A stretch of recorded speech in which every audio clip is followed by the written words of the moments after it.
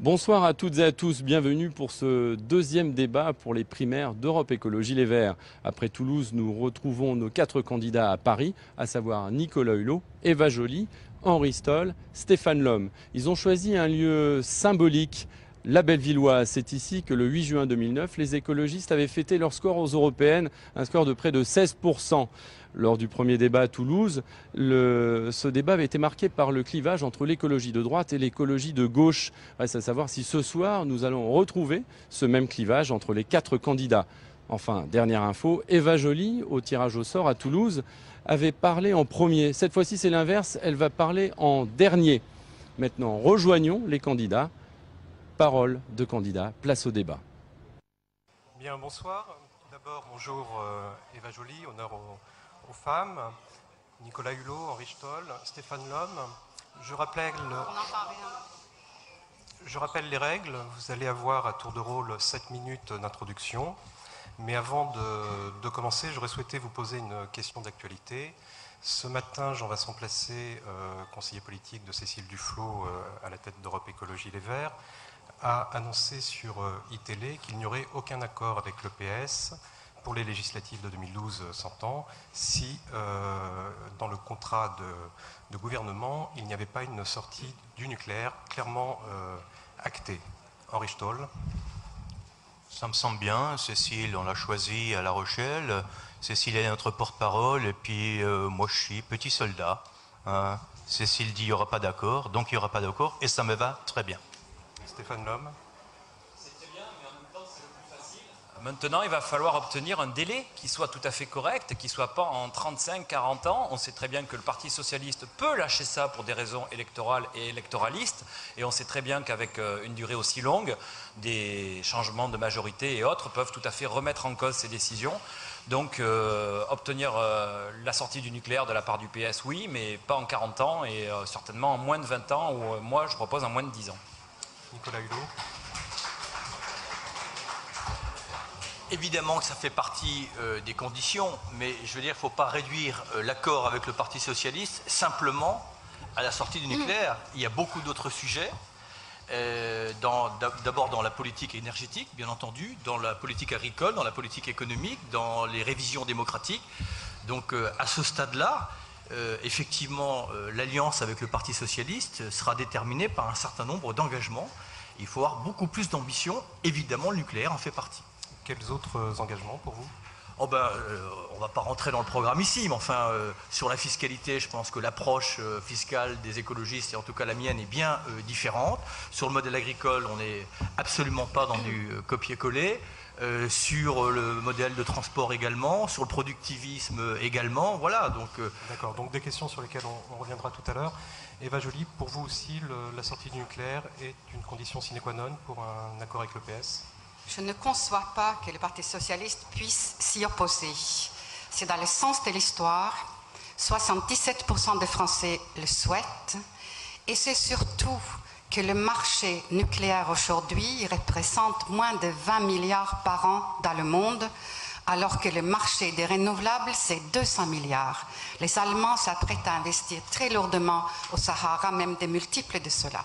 Donc, s'accrocher à une technologie qui appartient au passé et qui n'a pas l'avenir pour les emplois devant lui, ça serait trop bête. Et évidemment, c'est absolument non négociable. D'accord.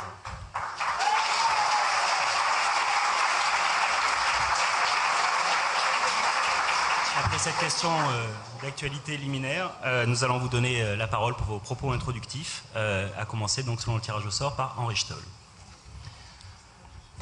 Oui, cette question m'interpelle un petit peu parce que on est ici ce soir pour essayer de montrer chacun qu'on est le plus beau, le meilleur. On n'est pas là pour que, au travers d'une question, chacun des candidats se positionne sur notre programme commun. Et je ne fais pas référence à ce qui s'est passé il y a une vingtaine d'années. Le programme des Verts a à être fait par notre Conseil fédéral, par notre Conseil politique. Et nous, candidats, n'avons qu'une fonction, c'est de le porter. Si Cécile, qui est notre porte-parole, décide ou dit ce matin, elle ne fera pas d'accord, nous ne ferons pas d'accord. Je ne vois pas comment nous, candidats, pourrions nous positionner différemment. Ou alors on n'a rien à fiche autour de cette table. Nous sommes dans un parti politique, on défend le même programme, et je crois que c'est ça la difficulté d'ailleurs de ce débat, et c'est pour ça que j'insiste là-dessus. Si vous posez des questions du style « Est-ce que vous êtes pour le nucléaire ?» Nicolas va dire oui, moi je vais dire oui, Eva va dire oui, et Stéphane va dire oui. Ça va être fantastique.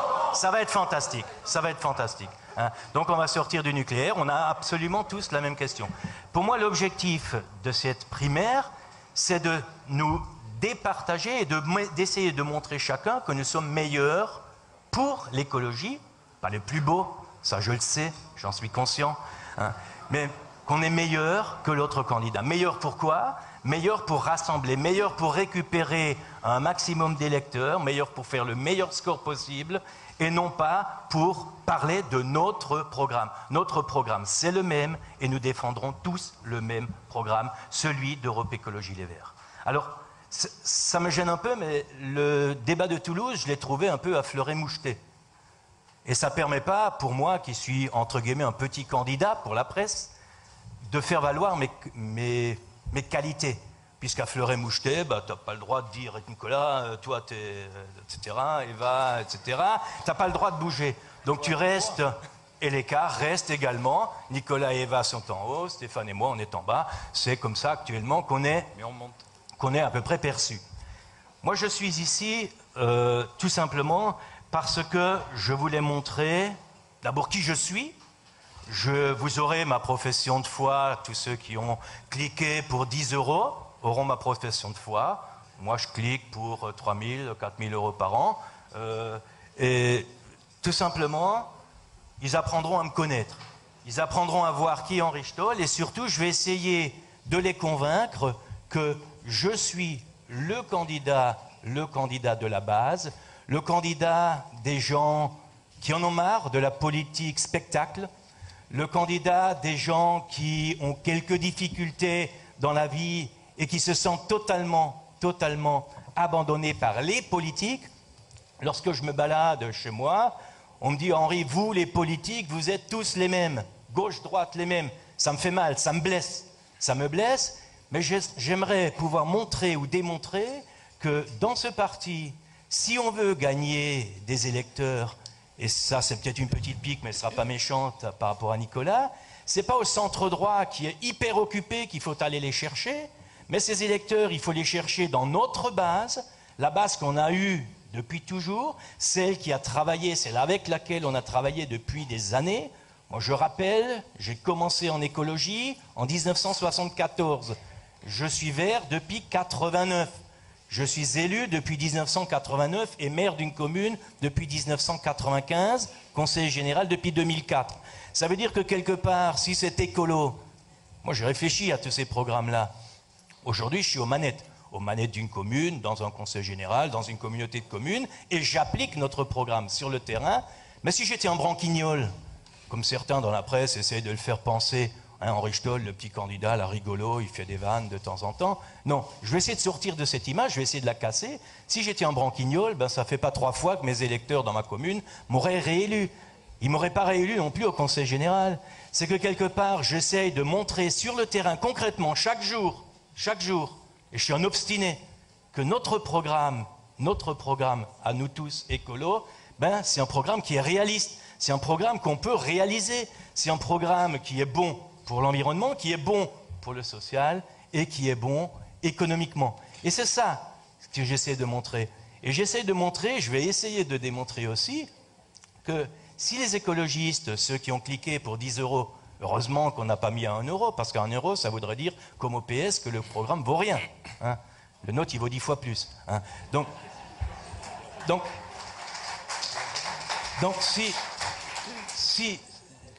si les gens qui ont cliqué là pour 10 € regardent et se disent tiens, ce type-là, il me ressemble, ce type-là, Il est comme moi, ce type-là, il va au boulot tous les jours. Ce type-là, il se la pète pas.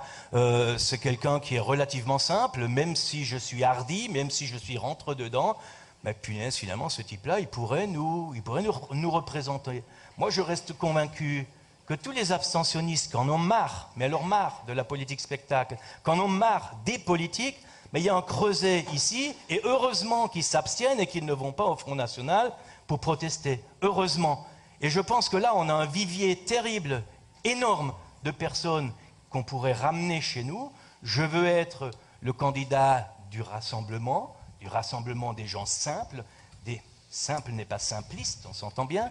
Le rassemblement des gens de la base, le rassemblement des gens qui triment, le rassemblement de gens qui ont été désenchantés par la politique. Moi, j'ai envie de réenchanter un peu la politique et d'attirer tous ces abstentionnistes vers notre parti, le parti Europe Écologie Les Verts, en se disant que finalement, ce type-là, il n'est pas trop mal. Voilà pourquoi je suis là, et j'essaie de montrer que je suis plus beau que Nicolas, que je suis meilleur que Stéphane, et que je suis plus rentre-dedans que Eva. Voilà.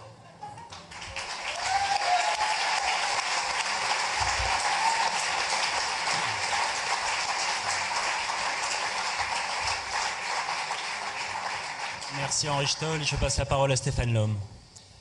Merci. Donc à nouveau, je tiens à dire à quel point je suis content de participer à cette primaire et je suis très heureux de tous les soutiens que je reçois continuellement de la base du mouvement écologiste et altermondialiste dans tout le pays, dans toutes les régions. Donc ça, c'est vraiment très positif et très encourageant. Ceci dit, bon, j'avais peut-être pas prévu d'en parler, mais comme Henri a dit qu'il fallait dire les choses, j'ai quand même prévu de poser un petit problème qui existe actuellement. Alors je sais qu'on m'a averti que ça allait être sifflé quand j'allais le dire, mais je le dirai quand même. Il y a une vraie émotion actuellement, voire de la colère ou une grande incompréhension à la base du mouvement, chez les écologistes, chez les altermondialistes, chez les sympathisants. Il y a une vraie émotion par rapport à ce qu'on peut appeler un problème et que je nommerai directement le problème Hulot. Voilà. Voilà, c'est fait. Donc, alors, évidemment, est-il besoin de le dire, il n'y a pas d'attaque personnelle. Il y a un problème politique et 100% politique. Donc, c'est quelqu'un qui nous arrive de la planète TF1 et qui...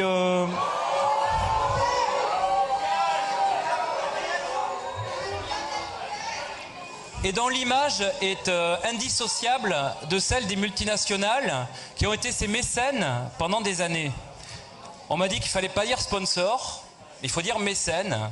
J'ai regardé, les sponsors, c'est à visée commerciale, et les mécènes, c'est à visée humaniste. Donc Ron Poulenc, TF1, Total, EDF, le nucléaire, ont financer les activités d'Ushuaïa et de la Fondation Hulot pour faire du bien à l'humanité. Donc voilà, c'est un petit peu ce qu'on nous propose d'avaler. Et effectivement, ça ne passe pas très bien dans le mouvement. Et le mouvement, ce n'est pas les gens qui sont dans cette salle, c'est dans toute la France. Ensuite, on nous parle d'élargir l'assise du mouvement écologiste. Mais élargir, ça veut dire faire des additions. Et donc, on nous dit qu'on va aller chercher vers le centre droit des voix. D'abord, il ne faut pas oublier qu'il y aura du monde sur ce créneau. Il y a M. Bayrou qui se fait discret actuellement, mais qui va bien ressurgir du bois à un moment donné. Il y a M. Borloo, évidemment, qui va être sur le terrain de revendiquer le Grenelle de l'environnement que nous contestons, du moins je l'espère, en tout cas moi oui. Et donc élargir sur un côté alors qu'on n'est pas du tout sûr que ça va marcher, alors que pendant ce temps, on risque fortement de se couper de la base, d'une bonne partie de la base du mouvement écologiste et du mouvement altermondialiste, eh bien c'est un vrai problème. Alors dans ces primaires, on est dans un processus assez aseptisé. Dès qu'il y a un petit mot qui dépasse, il y a des gens qui sont prévus pour siffler, il ne faut pas qu'il y ait de problème, il ne faut pas... Voilà. Et il ne faut pas oublier qu'on est là en train de préparer une campagne présidentielle qui va être beaucoup plus sanglante. Et moi, ce que je crains, si Nicolas est désigné, c'est qu'il passe son temps à être obligé de se justifier sur son passé, sur les multinationales, sur son engagement à droite, sur le fait qu'il est anti-nucléaire depuis peu de temps, sur le fait qu'il est de gauche depuis encore moins de temps. Et donc finalement, on parlera très peu des questions écologiques. Voilà. Par ailleurs, dans cette campagne présidentielle, on va se retrouver confronté à des sacrés clients. Alors moi, je pose la question, qui va pouvoir dire aux Le Pen que les milieux populaires n'ont rien à attendre d'eux parce que ce sont des millionnaires? Qui va pouvoir leur dire ça? Qui va pouvoir dire... À propos de milieux populaires, d'ailleurs, je signale qu'actuellement, il y a une campagne contre les gens qui sont au RSA. Et j'ai entendu M. Wauquiez qui voulait aller embêter les gens qui sont réduits au RSA. Et moi, je propose que M. Wauquiez, son traitement soit ramené au RSA pendant quelques temps. Et on pourra voir un petit peu si son discours change. Donc je continue. Qui va pouvoir élargir vers la gauche notre auditoire? Je dis bien vers la gauche. Qui va pouvoir dire à M. Borloo qu'il est de droite et que le Grenelle de l'environnement était une tromperie? Qui va pouvoir dire ça? Et pour pouvoir dire ça, il ne faut pas se revendiquer du Grenelle de l'environnement. Qui va pouvoir dire sur l'agriculture, une question fondamentale actuellement, que Chirac et ses amis de la FNSEA ont saccagé et pollué la France depuis 40 ans et qu'il faut préférer une agriculture paysanne, respectueuse de l'environnement, des hommes, de la nature? Qui va pouvoir condamner ce système Chirac depuis 40 ans? C'est à toutes ces questions qu'il faut réfléchir. Et finalement, aussi, il va y avoir une question centrale, c'est la question du nucléaire. Avec Fukushima et avec la décision de l'Allemagne de sortir du nucléaire, pour une fois, pour la première fois certainement, la question du nucléaire va être au cœur de l'élection présidentielle. Et à ce moment-là, on va avoir besoin d'un candidat qui soit absolument expert de cette question. Et en contre, évidemment. Et c'est absolument un critère fondamental pour la désignation de notre candidat. Donc moi, à nouveau, je m'adresse à la base de notre mouvement, aux gens qui sont dans les régions, qui sont sur le terrain, qui manifestent, qui sont des citoyens engagés, qui font partie du mouvement écologiste, du mouvement altermondialiste. Je rappelle que ce mouvement est assez parcellaire, il peut être récupéré par d'autres organisations si nous ne savons pas lui tendre la main. Le mouvement altermondialiste, il est complémentaire au mouvement écologiste, il se recoupe parfois. Mais si on veut élargir, c'est bien vers là qu'il faut regarder, non pas vers le centre droit. Et c'est pour ça que je propose ma candidature pour répondre à cet appel de tous ces gens qui me soutiennent partout dans le pays à la base du mouvement. Merci.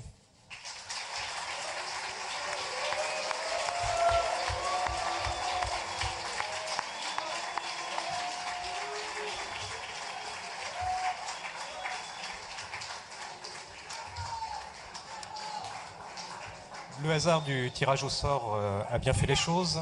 Nicolas Hulot, c'est à vous de parler 7 minutes pour votre introduction.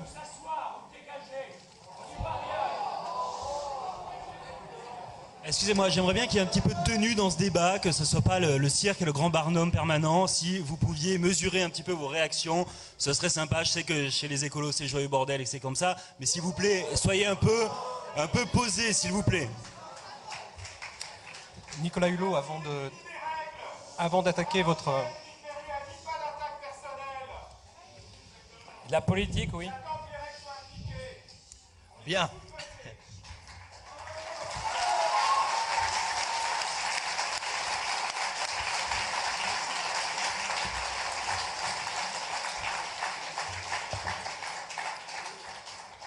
Je ne sais pas si je dois en rire ou en pleurer. Mais c'est vrai que ça ne donne pas forcément une noble image de l'écologie, mais on ne va pas faire d'amalgame. Et simplement vous dire que je pense que justement, ce que les gens attendent de nous, c'est que les mots aient un sens, que les écrits, les engagements aient un sens, que les paroles données aient un sens. Je subis sans broncher parce que l'enjeu qui est le nôtre mérite que l'on passe au-dessus de cela, mais ce petit poison, ce petit venin que l'on distille en permanence, me mettant dans la bouche des propos que je n'ai pas tenus, me faisant un procès en conformité écologique. Alors je veux simplement dire, et puis on va passer à autre chose, que qui est placé pour donner des certificats de conformité écologique? Moi, je dis que je me suis engagé depuis 20 ans, plus de 20 ans, 22 ans, à travers ma fondation. C'est un autre mode d'engagement tout aussi noble, aussi efficace, c'est le milieu associatif, que l'engagement politique. Que c'est, monsieur l'homme, que c'est, monsieur l'homme, de ce que moi et ma fondation, nous avons fait comme petit succès silencieux ou gros succès silencieux depuis 22 ans? Rien. Voilà. Alors, une fois qu'on a dit cela, pardon de le dire, mais effectivement, on est dans une élection, en tout cas nous avons vocation, ambition, à représenter le projet écologiste, et on va essayer de garder une certaine hauteur de vue, une certaine dimension, et de ne pas souscrire à la, je dirais, la violence des mots, ou la simplicité ou la facilité des mots. D'autant plus que, ça serait dommage, parce que nous avons devant nous je dirais, une occasion historique. On a le choix, soit justement de continuer à participer à la petite histoire, soit d'écrire ensemble la grande histoire de l'écologie politique. Et pardon de vous le dire, mais moi, c'est vraiment ce à quoi je veux participer avec vous.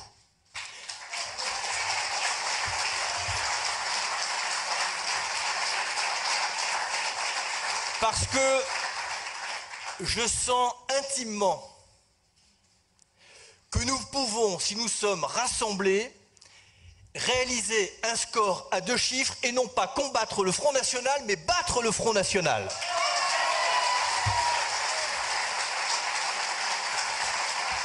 Mais plus encore, avec ce score à 2 chiffres qui est à notre portée, nous pourrons imposer à nos partenaires de gauche notre vision de l'écologie, nos propositions, obtenir des engagements structurants et faire en sorte que les écologistes ne soient pas la filiale de la gauche pour mettre en œuvre l'écologie. Fini la sous-traitance. Mais pour cela, évidemment, et c'est probablement là, et moi je l'assume, que l'esprit, le ton, la manière d'essayer d'atteindre ce score à 2 chiffres nous différenciera les uns et les autres. Nos cultures, nos parcours, nos modes d'expression sont différents. J'entends ce que dit Henri Stoll sur l'essentiel, sur les objectifs, sur nos propositions. Oh, peu de choses nous sépareront. Mais sur la manière de porter le message, sur la manière de grossir les effectifs pour faire ce score à 2 chiffres, mais effectivement, il y a des lignes de fracture qui se sont mises à jour ces jours derniers. Moi, pardon, mais je veux, et je ne sais pas si je dois m'en excuser, je vais l'assumer. Je veux porter l'écologie de l'action et pas l'écologie de la sanction. Je veux porter l'écologie de la conviction et pas l'écologie du rejet. Je veux porter l'écologie de la proposition et pas toujours l'écologie de la punition. Mais plus encore, je veux porter l'écologie du rassemblement et pas du clivage. L'écologie ouverte, parce que décomplexée, qui n'a pas peur d'ouvrir ses bras à partir du moment où on ne renie pas ni nos fondamentaux, ni nos valeurs, ni nos ambitions. Une écologie positive qui ne soit pas moralisatrice et qui ne soit pas culpabilisante. Oui, j'assume ce choix.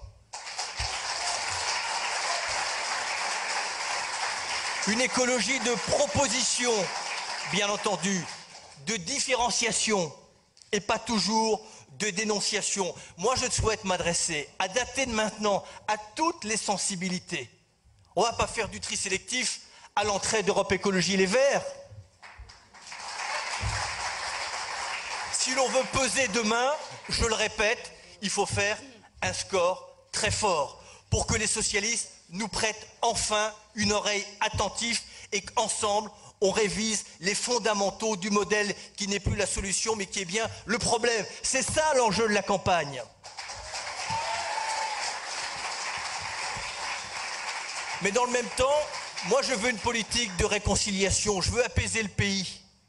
Je veux cesser que l'on confronte comme ça les riches, les pauvres, les chômeurs, les travailleurs, le privé, le public.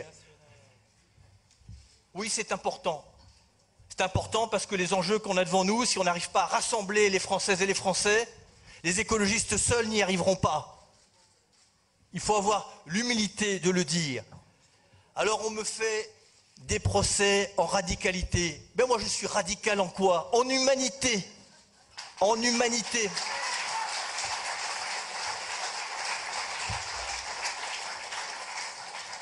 On me dit que je suis consensuel.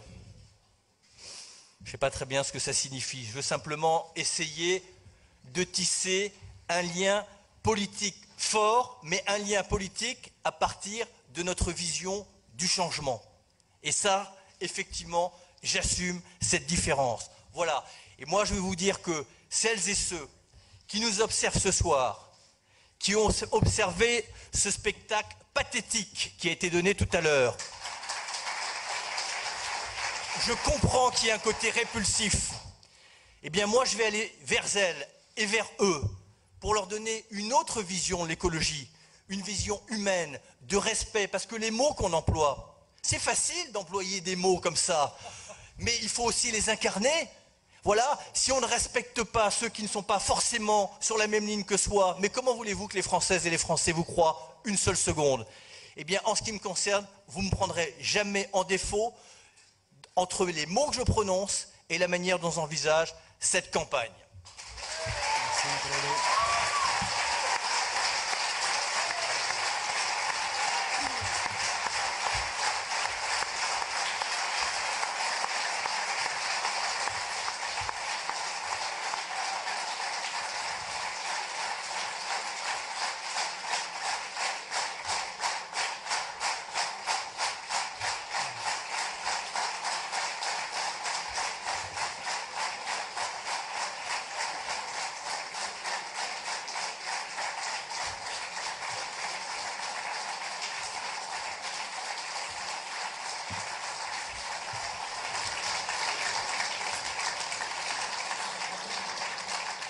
Avant de donner la parole à Eva Joly, je dis juste aux supporters de chaque camp que plus vous applaudirez par la suite, plus vous obérerez du temps de parole de vos candidats. Je vous le rappelle, c'est tout. Eva Joly, à vous pour 7 minutes. Bonsoir tout le monde. Un score à 2 chiffres ne se décrète pas. Il se construit pas à pas, collectivement. Et nous l'avons déjà fait. Nous l'avons fait pour les européennes, nous l'avons fait pour le régional, nous l'avons fait pour le cantonal.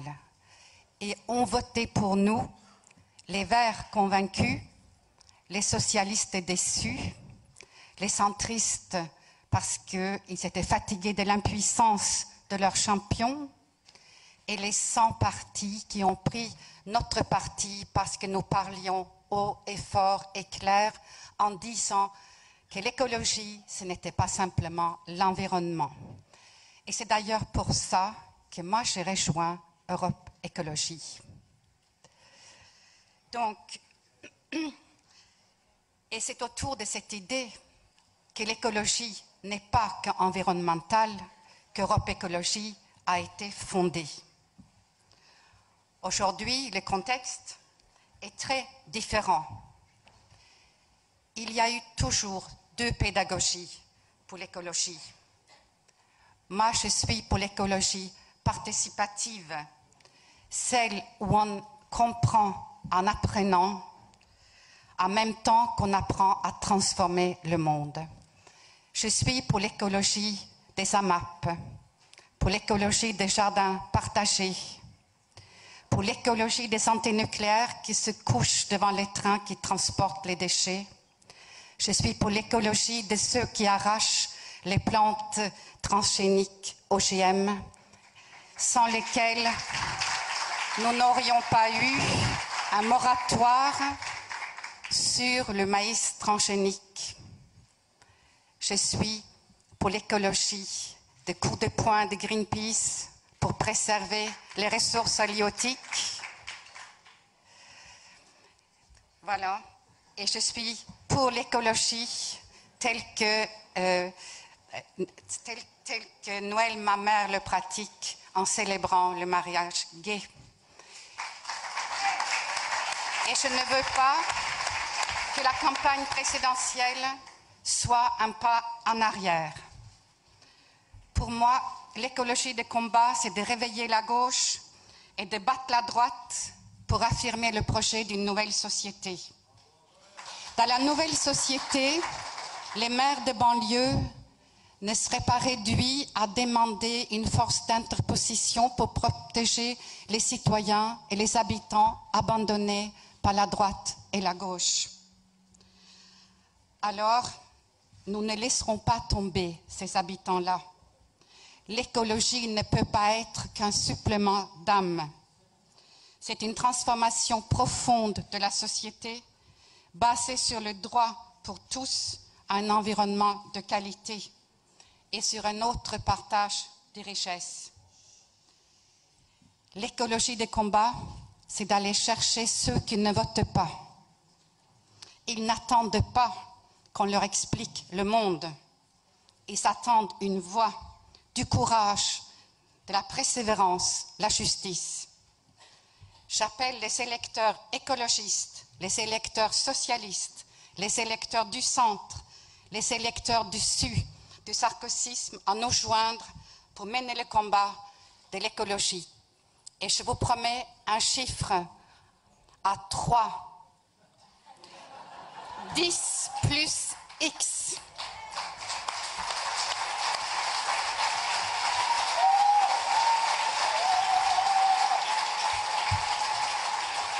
J'ai encore 3 minutes. Hein, c'est ça, 2 minutes 49. Donc je vais vous parler un peu des thèmes de ce soir, vu de ma place à moi. Ce soir, les thèmes, c'est la biodiversité, l'agriculture, les thèmes économiques et sociaux et la migration. Et j'ai envie de vous montrer qu'il y a un lien entre tous ces thèmes. J'ai envie de vous amener au Sénégal, à Dakar, et de voir les pêcheurs sur la plage, de voir les femmes qui font les filets et qui vous expliquent qu'aujourd'hui, il y a juste de quoi remplir une baignoire pour bébé, qu'il y a 3 ans, on remplissait des charrettes et qu'il y a 5 ans, il y avait tellement de poissons qu'on ne pouvait pas le nettoyer. En même temps, qui est responsable de la perte de biodiversité au Sénégal? Qui est responsable de l'appauvrissement des ressources halieutiques? Mais c'est l'Union européenne et essentiellement la France et l'Espagne qui ont eu des conventions de pêche pendant des décennies et qui n'ont pas respecté les règles. Ils ont vidé la mer. Et aujourd'hui, nous ne voulons pas que les Sénégalais migrent vers l'Europe, nous envoyer Frontex jusque dans les eaux territoriales sénégalaises pour les arrêter. Nous sommes totalement insensibles au problème de la migration. Le 2 juin, il y a un bateau qui a quitté la Libye avec 600 personnes à bord. 200 personnes se sont noyées quand le bateau a chaviré. Et l'Europe, c'est une forteresse. Nous n'avons qu'un souci, c'est que ces personnes-là ne viennent pas chez nous. Lorsque j'étais à Dakar, j'ai rencontré Ali Haïdar, qui à lui tout seul, avec 600 000 €, a restauré 10% de la mangrove sénégalaise. C'est possible de restaurer les écosystèmes. Il faut de la volonté politique et de l'argent. Nous devons payer notre dette écologique envers le tiers-monde. Nous devons les aider à restaurer les écosystèmes.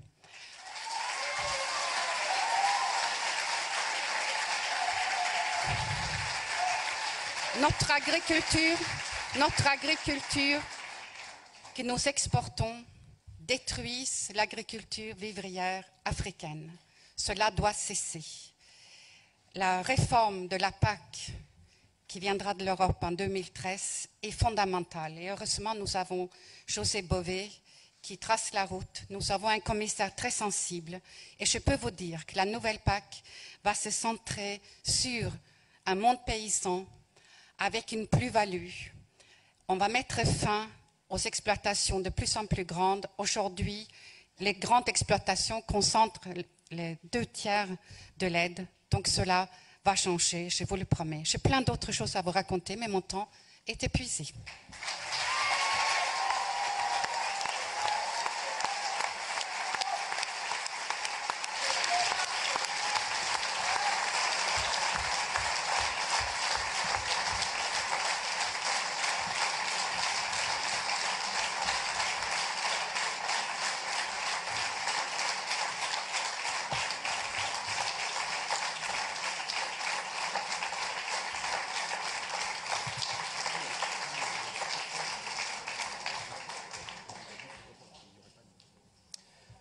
Ce matin, face à la sécheresse annoncée, Nicolas Sarkozy s'est rendu en Poitou-Charentes, où il a annoncé un certain nombre de mesures d'aide aux agriculteurs, notamment le report des prêts bancaires d'1 an. À sa place, qu'est-ce que vous proposeriez, Henri Stoll? Moi, je proposerais d'abord d'arrêter de continuer de subventionner l'agro-industrie. J'irais plutôt vers l'agriculture paysanne. J'irais vers ceux qui ont des difficultés à joindre les deux bouts, ceux qui nous entretiennent nos paysages, ceux qui nous entretiennent notre nature, et j'irai pas vers ceux qui détruisent le sol, ceux qui détruisent les terres, et ceux qui sont des productivistes à tout crin. Donc j'irai d'abord vers ces gens-là. C'est-à-dire que vous proposez une aide sélective en fonction du type d'exploitation. Mais il est à peu près évident que les agriculteurs de montagne, je viens d'un pays de montagne, ont quelques difficultés à joindre les deux bouts. C'est quand même beaucoup plus facile d'aller prendre une grosse moisse-batte quelque part dans la Beauce que d'aller faucher à la main ou faucher avec une petite machine en montagne. Donc si on veut entretenir ces paysages, si on veut entretenir nos montagnes, nos territoires, nos paysages, c'est le même mot, on a intérêt à subventionner la petite agriculture paysanne qui n'est pas destructrice d'emplois, mais là il y a un véritable gisement d'emplois, et puis je crois que c'est là qu'il faut soutenir. Eva le disait à l'instant, il va falloir changer la PAC radicalement, mettre des conditions écologiques à ces aides. Et surtout arrêter de subventionner ceux qui vivent et qui engraissent Ron Poulenc et compagnie. Et c'est pas un clin d'œil, excuse-moi. Stéphane Lhomme, il faut modifier la PAC? Oui, bien sûr, je vais dire à peu près la même chose qu'Henri, donc je prendrai peu de temps. Je l'ai dit tout à l'heure dans mon introduction, il faut absolument privilégier l'agriculture paysanne, respectueuse de l'environnement, des hommes, de la nature. Il faut mettre un terme évidemment à ces aides absolument insupportables, puisqu'on sait que des grands propriétaires émargent à l'impôt sur la richesse avant même d'avoir commencé à travailler dans leur année. Ils touchent l'argent, des sommes astronomiques, et tout ça pour détruire finalement notre environnement. Donc il faut absolument mettre un terme à ce système qui, je l'ai dit tout à l'heure, a été porté à bout de bras depuis 40 ans par le système Chirac-FNSEA. Donc stop à tout ça. Et puis en complément, c'est très important, il faut que les citoyens au plus près de chez eux s'organisent. Il y a ce qu'on appelle les AMAP, les associations pour le maintien de l'agriculture paysanne. Et il y a aussi les jardins familiaux. Moi-même, en famille, on exploite un petit jardin familial avec tout un tas d'autres familles de ce village de Saint-Macaire où on vit et où on fait vivre concrètement sur le terrain cette alternative avec une AMAP aussi en complément. Voilà, donc ces pistes sont connues, il faut absolument les mettre en place et démanteler le système actuel. Stéphane, vous évoquez la FNSEA, l'alternative, les AMAP. Juste quand même, aux dernières élections aux chambres d'agriculture, la FNSEA était encore largement majoritaire. Comment on fait concrètement quand on est écolo, et c'est une question qui s'adresse à chacun d'entre vous, comment on fait pour discuter à la FNSEA? Parce que évidemment la Confédération paysanne est bien plus proche de chacun de vous, mais il reste largement minoritaire dans le monde paysan actuel. Comment on fait concrètement? On les combat, la FNSEA, on discute avec eux, on les convainc, comment on s'y prend? La FNSEA, le système FNSEA marche principalement sur le clientélisme, et lorsque le revenu, les sources de financement énormes dont ils bénéficient seront stoppées, eh bien leur base électorale disparaîtra immédiatement. Nicolas Hulot. C'est un sujet central, c'est un sujet de société. Gardons à l'esprit, mais chacun le sait ici, que la France n'a pas sa souveraineté alimentaire. que le budget de la PAC est le principal budget européen, que le minimum, c'est qu'on conditionne quand même les aides que l'on donne aux agriculteurs et aux paysans à un certain nombre de pratiques et de modes de production. Donc c'est un bras de levier. Les paysans demandent quoi? D'abord être reconsidérés par les consommateurs. Ils demandent d'être payés au prix et à la qualité. La France doit jouer sur sa qualité et pas sur sa quantité. Moi, je proposerais 2 mesures structurantes. La première, contraindre que l'approvisionnement de la restauration collective, 4,5 milliards de repas par an en France, s'approvisionne à des produits de qualité, labellisés et de proximité. Au passage, ça permet de combattre l'extension périurbaine. Je pense que chaque commune de France devrait geler l'équivalent de surface agricole pour pouvoir virtuellement nourrir sa population. Nous ne sommes pas à l'abri d'une crise alimentaire.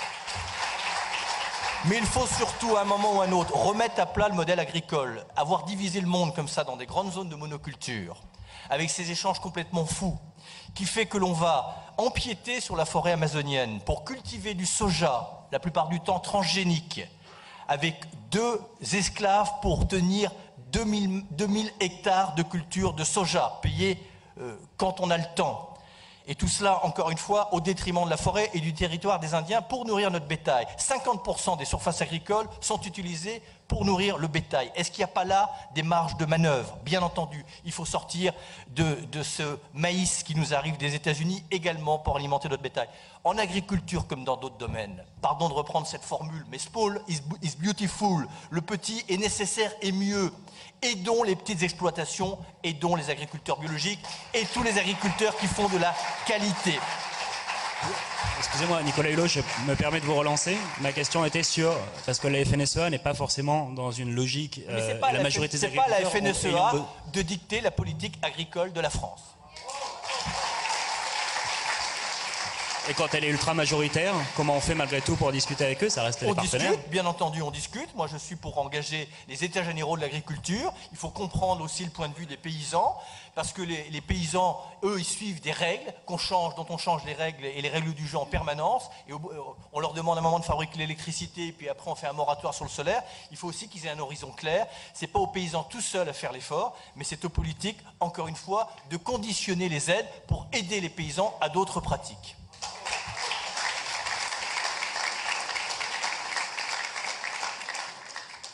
Eva Joly, sur ce point-là, et je voudrais relancer derrière la discussion aussi sur ce matin, le gouvernement a également, je crois que c'est Monsieur le maire, tout de suite évacué l'hypothèse d'un impôt sécheresse. Est-ce que ça, pour des écologistes, c'est pour ça que la question se pose, est-ce que ça c'est envisageable? Est-ce que finalement la collectivité ne doit pas payer pour aider les agriculteurs, ou est-ce que c'est trop compliqué? La collectivité. Eva Joly. L'urgence est d'aider les agriculteurs pour faire de sorte qu'ils ne perdent pas leur bétail. Donc, cela veut dire qu'il faudrait plafonner le forage qu'on leur donne, et le prix que nous proposons est 150 € la tonne. Ça, Nicolas Sarkozy a refusé de le faire. Et on voit que les mesures proposées par Nicolas Sarkozy sont irresponsables et qu'il n'a absolument pas pris le virage de comprendre qu'est-ce que cela veut dire, la sécheresse, parce qu'il cède sur le point de pouvoir construire une multitude de petits retenus d'eau. C'est justement le contraire de ce qu'il faut faire. Ce n'est pas parce qu'il pleut en hiver qu'on peut retenir cette eau, parce que c'est évidemment autant d'eau que ne vont pas dans les nappes phréatiques. Donc c'est vraiment continuer l'agriculture d'irrigation dont tout le monde peut se rendre compte des désastres. Je veux dire, aller à Poitiers, voir les marais poitevins environnés de maïs arrosé, c'est vraiment très très triste. Donc on voit bien que Nicolas Sarkozy n'a pas pris la bonne voie. La mesure qu'il a proposée, qui est de donner une année blanche aux agriculteurs, est la bienvenue, parce que c'est vrai que c'est une urgence de les aider. La solidarité, elle doit d'abord jouer à l'intérieur de la filière, c'est-à-dire entre les banquiers, les assureurs et les distributeurs. Et la solidarité nationale, elle est possible, mais elle est conditionnelle. Pas de solidarité nationale si on n'abandonne pas la culture avec tout arrosage.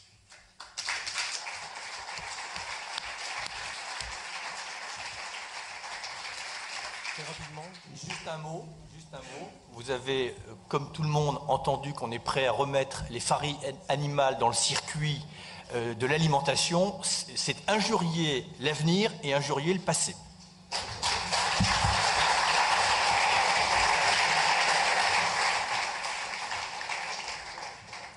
De toute façon, quand M. Sarkozy prend une décision, elle est obligatoirement mauvaise puisqu'elle vient de lui, déjà. Ensuite, nous, écolos, il est assez évident, puisque l'environnement, l'écologie, ça suffit, il en a marre de nous voir parce qu'on est un peu son poil à gratter et qu'en fait, on est le miroir de ses échecs.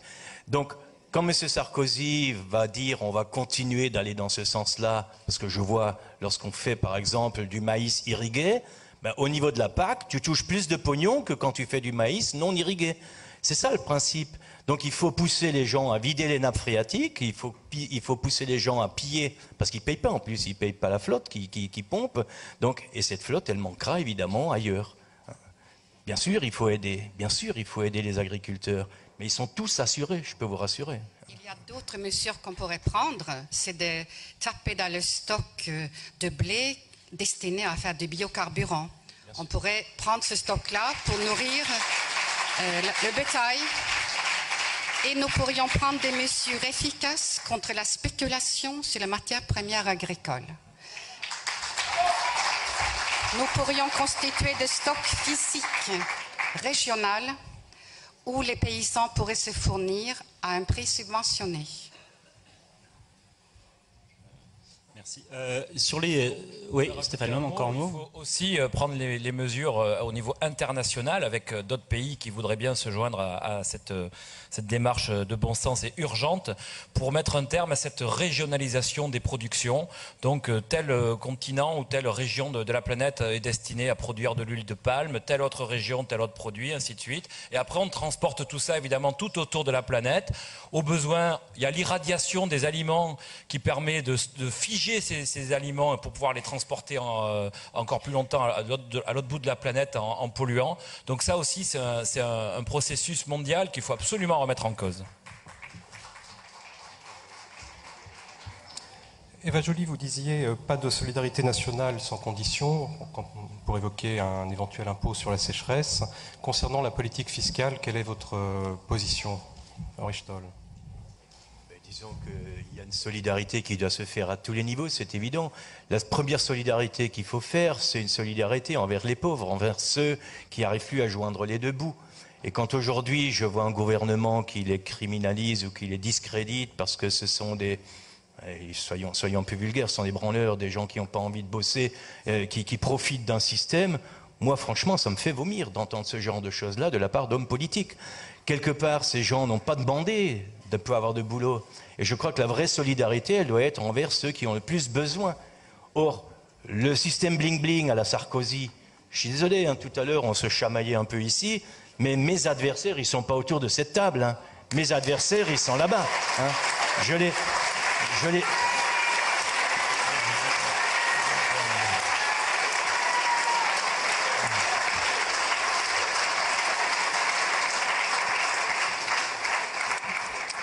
Et ces gens qui crachent sur les pauvres, parce que je le disais l'autre jour, quand ils disaient « casse-toi, pauvre con », c'était pas le mot con qui était violent, c'était le mot pauvre. C'est ça qui est mauvais pour M. Sarkozy, qu'il y ait des pauvres dans ce pays, parce que c'est son échec. Il se rend compte qu'il a raté sa politique de rassemblement. Concrètement, une politique fiscale écologique, qu'est-ce que c'est ?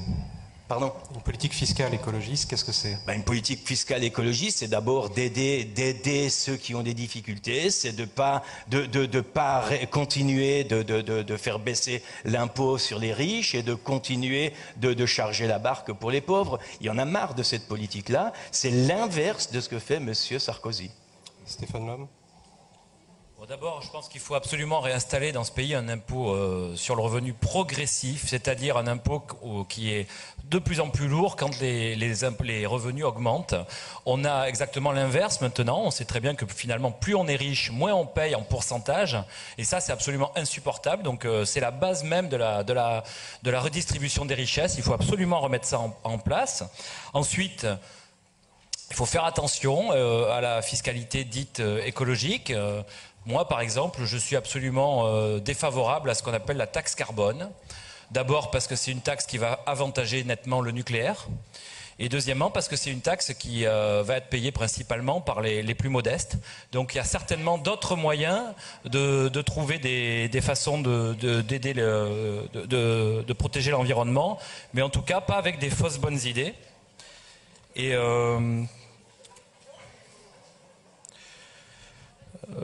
écoutez, je reprendrai la parole après. On va rester sur la taxe carbone. Nicolas Hulot, quel est votre point de vue? C'était un des produits du Grenelle, mais oui, dont vous avez dénoncé la traduction, il me semble. La taxe carbone, on va y revenir, mais ce qui est important, c'est le chantier fiscal. Chacun sait qu'il y a quand même une aberration dans notre système fiscal, c'est que la majorité des prélèvements obligatoires reposent directement ou indirectement sur le travail. Alors que le travail, il faut le libérer, il ne faut pas le contraindre. Donc déjà de basculer cette régulation et cette fiscalité sur les impacts environnementaux, sur les prélèvements énergétiques, sur les prélèvements des ressources naturelles, ça me paraît déjà beaucoup plus cohérent et beaucoup plus sensé. Par ailleurs, au lieu de taxer le travail, pourquoi pas taxer les profits faciles, les transactions financières, le capital, les machines plutôt que les hommes? Tout ça, évidemment, ce sont autant de pistes de réflexion. Alors maintenant, la taxe carbone, ça fait partie d'un tout, bien entendu. Mais je veux quand même là-dessus, parce que c'est pas ou le nucléaire ou les changements climatiques, c'est les deux qu'on va mener de front.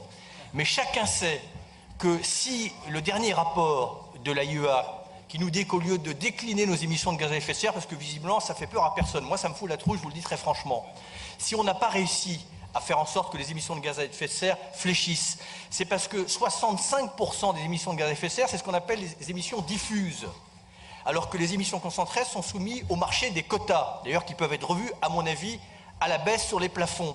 Mais ces émissions diffuses, il n'y a aucun instrument contraignant. Et donc si on veut tenir nos engagements de Kyoto et post-Kyoto, tous les économistes dignes de ce nom qui se sont penchés sur ce problème vous disent qu'il faut donner un prix au carbone. Seulement, ce n'est pas une taxe de plus, tout ça c'est à pression fiscale égale, mais je dirais même que dans le rééquilibrage de la fiscalité, parce que la TVA c'est un impôt excessivement inéquitable, il va falloir faire en sorte de mieux répartir l'effort et effectivement de faire en sorte que plus l'on gagne d'argent, plus l'on participe à la solidarité et que pour un certain nombre de revenus moyens ou modestes, notamment dans les tarifications écologiques, énergétiques et d'eau, on ait un tarif progressif, c'est-à-dire qu'il soit quasiment indolent pour les besoins élémentaires et après un tarif progressif qui permet de réguler. Voilà la fiscalité que je veux porter demain.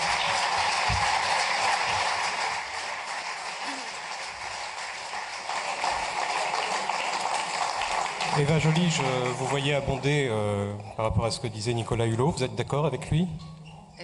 Absolument, en grande partie. Notre système fiscal aujourd'hui est absurde. Il est le contraire d'être redistributif.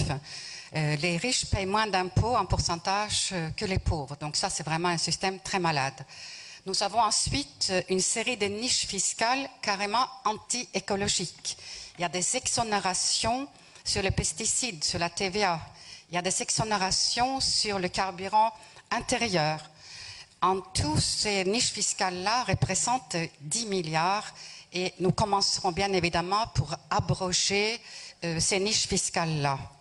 Ensuite, moi, je ne suis pas pour une fiscalité constante. Je pense qu'il va falloir augmenter nos impôts, très clairement, parce que la droite comme la gauche, malheureusement, a baissé les impôts depuis 2000 et c'est cette baisse d'impôts qui est responsable de notre déficit aujourd'hui. Donc, il faut que nous revenions aux impôts tels qu'ils étaient en 2000. D'autant plus que nous avons la reconversion écologique à financer. Selon la Commission européenne, cela s'élève à 2,5 points de PIB par an, c'est-à-dire quelque part entre 50 et 60 milliards d'euros. En réalité, dans cette somme, beaucoup peut être supporté par le privé. Je pense qu'il faut flécher une partie de l'épargne privée pour financer ces projets, mais une partie est à la charge de l'État, tout ce qu'on ne pourra pas amortir, donc de l'ordre de 15 milliards, que nous devons financer par l'impôt et les arbitrages donc différents que nous ferons dans le budget tel qu'il est aujourd'hui, les 10 milliards que je vous ai dit, ensuite 5 autres milliards à trouver, et cela n'est pas très compliqué. Je voudrais également immédiatement remédier à la crise du logement en mettant sur le marché tout ce qui est disponible, et nous parlons de 500 000 logements. Aujourd'hui, nous construisons 150 000 logements sociaux par an. Cela coûte 22 000 euros par logement. Je voudrais doubler cela. Ce n'est pas très cher pour sortir de la crise du logement, mais on ne peut pas vivre avec impôt constant, je ne le pense pas. Pour moi, la taxe carbone est un instrument parmi d'autres, et pour moi, l'instrument de régulation est très important, c'est-à-dire on peut décider par exemple qu'on n'a pas la possibilité de faire une mutation de propriété si on n'a pas fait les travaux d'isolation préalablement. On peut obtenir une plus grande efficience des machines de tout ordre en imposant un délai de garantie de 5 ans. Donc l'outil réglementaire est très important et je n'entends pas m'en priver. Nicolas Hulot, vous faites non de la tête.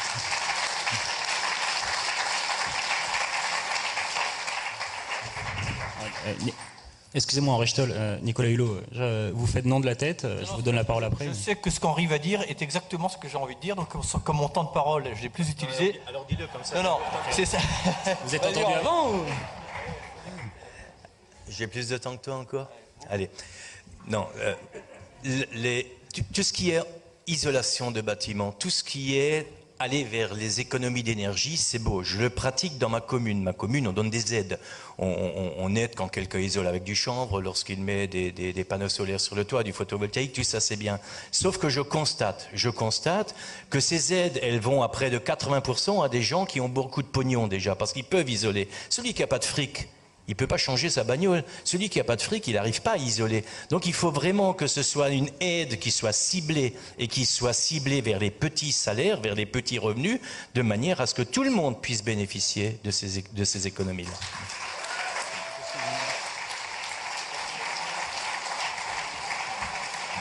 Sur la question fiscale encore, on a entendu parler du salaire maximum qui est dans le programme. Pour autant, je voulais savoir, vous, ce que vous en pensez. Dans le programme d'Europe Écologie Les Verts, il est estimé à 500 000 euros annuels. Jean-Luc Mélenchon, lui, en proposant à 360 000 euros annuels.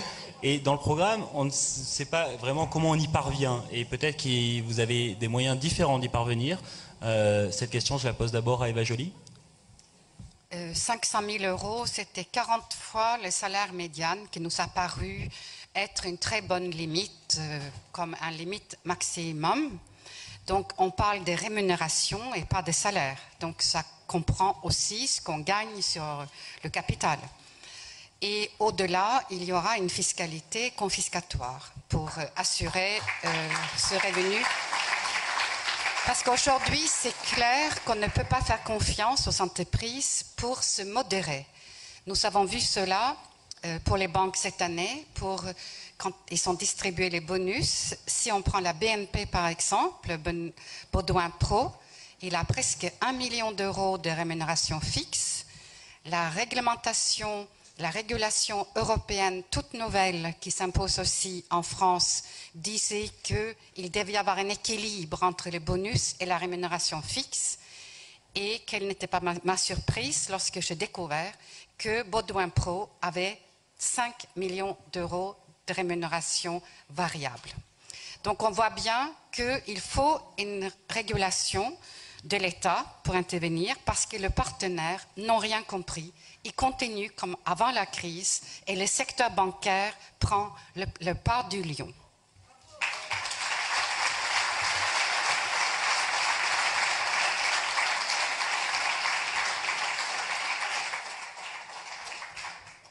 Je voulais revenir un petit peu sur mes propositions sur les questions fiscales. Donc j'ai parlé tout à l'heure de réinstaller un véritable impôt progressif. Je pense aussi qu'il faut ramener la TVA sur la restauration à son niveau donc de 19,6 parce qu'on s'est aperçu que à nouveau c'était un énorme cadeau de M. Sarkozy qui devait permettre de faire baisser la note, ce qui n'a pas été le cas, et qui devait surtout permettre d'augmenter les salaires dans la restauration, ce qui n'est absolument pas le cas. On sait que des gens continuent à travailler 50 heures par semaine, voire plus, payés à la fronde. Ils n'ont rien touché de cet argent. Donc ce sont des milliards qui ont disparu des caisses de l'État. Donc il faut récupérer cet argent. De manière générale, il faut récupérer beaucoup d'argent. Il faut récupérer notre argent qui est dépensé. On a besoin d'investir massivement dans des programmes sociaux. Et l'argent, il existe en France. C'est le 5e pays le plus riche du monde. On a énormément d'argent. Malheureusement, il est très mal utilisé. Il faut évidemment récupérer l'argent qui est gaspillé dans tous les programmes militaires, les sous-marins nucléaires, les porte-avions, même s'ils marchent très mal, surtout s'ils marchent très mal, les installations de fusion nucléaire. Tout le monde a entendu parler d'ITER, mais il y a aussi le laser mégajoule à côté de Bordeaux qui sert à simuler la fusion pour mettre au point une nouvelle génération d'armes atomiques. Est-ce qu'on a besoin de ça? Bien sûr que non. Ce sont des milliards et des milliards qui s'envolent là-dedans. Et puis aussi tout un tas de petites combines qui permettent aux plus riches, que ce soit des particuliers ou des entreprises, eh bien finalement de ne pas payer d'impôts, comme par exemple le don aux fondations ou d'autres petits arrangements qui finalement font que nos caisses se vident à notre détriment et au profit d'autres.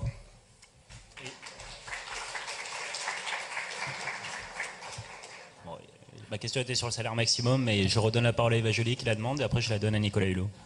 Je voudrais parler un peu de l'emploi des fonds publics et sur le modèle industriel suranné qui est le nôtre. Les grands champions nationaux qui sont là depuis la libération, ils ne tiennent pas leurs promesses. Et si vous ne l'aviez pas compris, il y a le monde d'aujourd'hui qui nous apprend que Peugeot a un plan de licenciement pour des milliers de personnes. Je vous rappelle que l'industrie automobile a bénéficié de 10 milliards d'aides en 2008-2009 pour la crise. Je pose la question, est-ce que ces fonds n'auraient pas pu être mieux employés pour développer un tissu d'entreprises dans les régions, des PME, comme l'Allemagne là, par exemple? La prospérité allemande, elle repose sur un tissu de PME. C'est elle qui crée les emplois, c'est elle qui exporte. Et on voit que nous faisons les mêmes erreurs là que nous avons fait dans le nucléaire. On loupe les virages et c'est un mauvais emploi de fonds publics.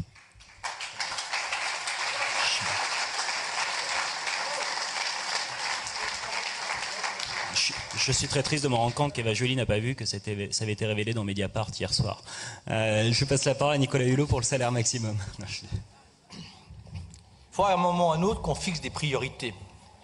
Est-ce que c'est important que l'État aide Dassault à vendre des Rafales? Je ne suis pas certain que ça soit la priorité. Donc je donne cet exemple-là, pas par simplicité, pas par facilité. C'est vrai qu'il y a des choix à faire. Et que le choix social et écologique, pour nous, c'est notre priorité absolue. Alors, évidemment qu'il faut resserrer l'éventail des revenus.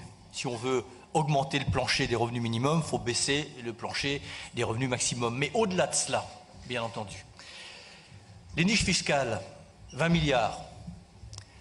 On a parlé de ceux qui étaient assistés, qui exploitaient cela. Mais je pense que ceux qui sont assistés, cajolés, exploités, c'est plutôt ceux qui sont en haut et qui fraudent fiscalement. Et ça représente 30 milliards d'euros par an. Et si vous ajoutez à cela, dans la politique énergétique que l'on veut mener, le fait que plutôt que l'argent sorte pour aller acheter du gaz et du pétrole, dans le modèle énergétique qu'on va défendre, eh bien, on va améliorer la balance commerciale et ce sont 60 milliards d'euros dans le développement des énergies alternatives qui vont assurer la souveraineté énergétique de la France. Et ces 60 milliards d'euros, ils vont revenir pour créer de l'emploi et pour créer de la richesse et une meilleure équité sociale et économique.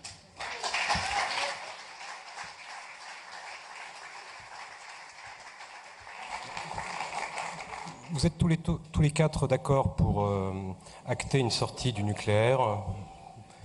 10 ans pour Stéphane Lhomme, une génération, je crois, pour vous, Nicolas Hulot. 20, 25 ans pour vous. je ne sais pas, Henri Stoll. En attendant, le nucléaire en France, c'est 100 000 emplois directs, 50 000 indirects. Comment vous accompagnez cette sortie du nucléaire d'un point de vue social? Nous ne supprimerons pas les emplois dans les filières nucléaires, d'abord parce qu'ils vont marcher pendant encore un certain temps, et ensuite parce qu'il va falloir les démanteler. Et donc ça aussi, ça nécessite évidemment des emplois. Par contre, la création d'emplois dans la filière d'énergie renouvelable, c'est un très grand gisement. En Allemagne aujourd'hui, il y a 370 000 emplois. Donc le nucléaire ne soutient pas la compétition pour l'emploi. Et c'est des emplois non délocalisables de qualité.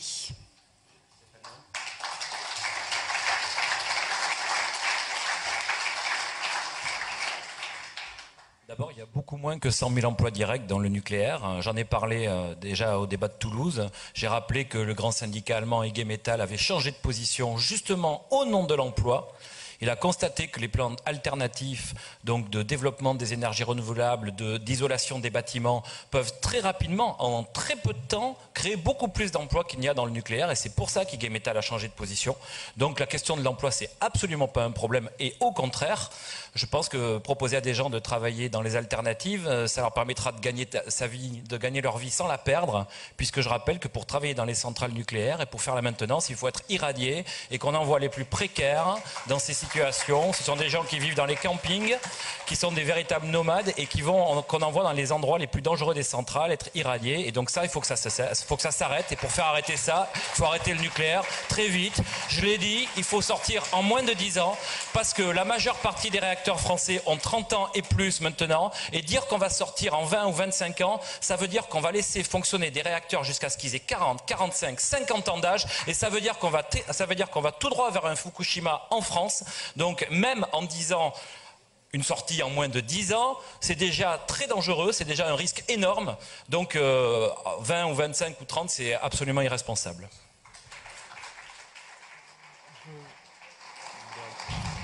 Je ressente la question sur l'emploi.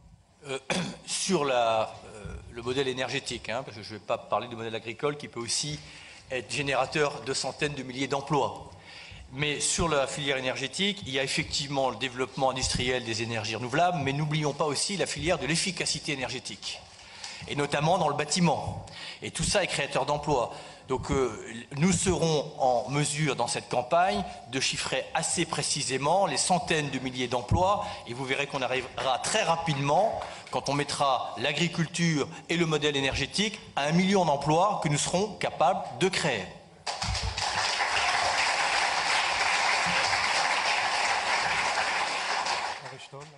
Juste pour préciser une date, je me suis battu contre le nucléaire avant la construction de la centrale de Fessenheim qui a aujourd'hui 30 ans. Donc juste pour fixer les échéances. On a vu avec quel résultat malheureusement. Mais je regarde de l'autre côté de la frontière, j'habite juste à la frontière allemande. Dans le Bade-Württemberg, juste en face de chez moi, la ville de Fribourg a 30 000 emplois dans le solaire. En Alsace, il y a une usine qui a fait du photovoltaïque, et grâce à M. Sarko et la baisse du prix de rachat du courant issu du photovoltaïque, cette usine est en train de se casser la gueule.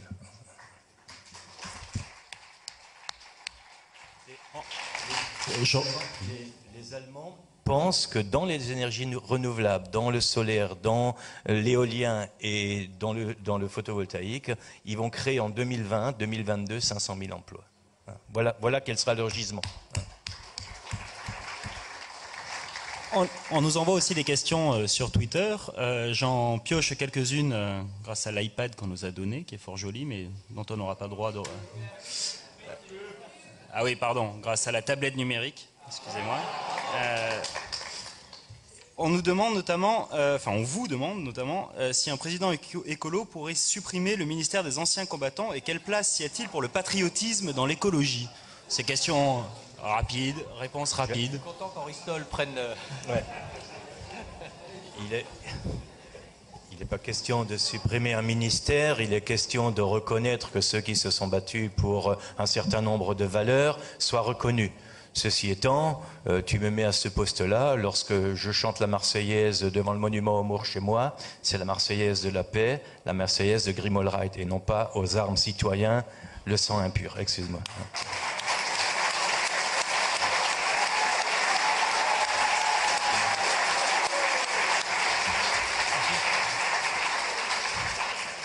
Donc moi je pense qu'il faut absolument garder ce ministère parce que les anciens combattants, contrairement à une idée répandue, sont des gens qui, il doit bien en exister, hein, qui valorisent leurs exploits, mais sont surtout des gens qui ont souffert. Moi je pense à la génération qui a été envoyée de force en Algérie, je pense à mon père. Et au bout de mon petit chemin là où j'habite, il y a la place du 19 mars 62, il y a une cérémonie tous les ans, moi j'y vais. Et il faut entendre les gens qui parlent à demi-mot de leur souffrance. Et donc les anciens combattants, il faut absolument les entendre, toujours pour dénoncer la guerre. Et d'ailleurs, je signale que dans mes propositions, je demande à ce qu'il y ait une réhabilitation nationale, officielle, de tous les gens qui ont eu le courage de se mutiner pendant la Première Guerre mondiale, qu'on a appelés les fusillés, les mutins de 1915 et d'autres années, qui ont été considérés comme des renégats. Et non, ils doivent être réhabilités de manière officielle et de manière extrêmement importante au vu de tout le monde. C'est des gens qui ont refusé la guerre et qui ont été pour beaucoup d'entre eux malheureusement fusillés par leurs propres camarades qui étaient obligés de le faire. Et donc il faut absolument faire quelque chose par rapport à cette situation. Un autre internaute, pareil, réponse rapide, hein. Un autre internaute demande quel sort vous réserverez à Hadopi si vous êtes élu. Et à Joly. Je l'abrocherai. Tous les lois liberticides, je pense que nous sommes d'accord pour dire que nous les abrocherons rapidement. Pareil.